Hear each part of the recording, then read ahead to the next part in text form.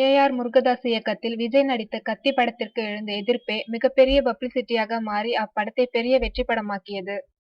அப்படி ஒரு எதிர்ப்பு எழவில்லை என்றால் கத்தி படம் விஜய்க்கு மற்றொரு சுறா படமாகவும், ஏ.ஆர். முருகதாஸிற்கு இன்னொரு 7ஆம் அறிவு படமாகவும் இருந்திருக்க நிறையவே வாய்ப்புள்ளது.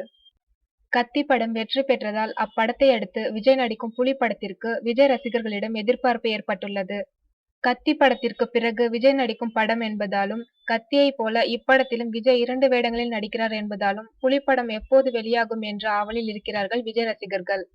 ரசிகர்களின் ஆவலை புரிந்து கொண்டு புலி படத்தை விஜயின் பிறந்த நாளான ஜூன் 22ஆம் தேதி அன்று வெளியிட முடிவு செய்துள்ளனர்.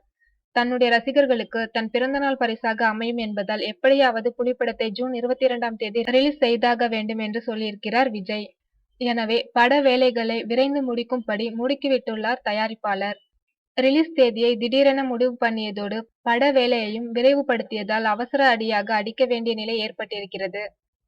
அதுவரை ஆமை வேகத்தில் மெதுவாக நடைபெற்று வந்த வேலைகள் திடீர் வேகம் எடுத்திருக்கின்றன. லிங்கா படத்தை அவசர அடியாக அடித்ததால் தான் அந்த படம் பிளாப் ஆகி தங்களுக்கு நஷ்டம் ஏற்பட்டதாக பாதிக்கப்பட்ட விநியோகஸ்தர்கள் குற்றம் சாட்டி வருகிறார்கள். இப்போது புலி படத்தையும் அவசர அடியாக அடிப்பதால் புலி இன்னொரு லிங்காவாக மாறவும் விஜய்க்கு தலைவலி தரக்கூடிய சூழலும் உருவாகி வருகிறது.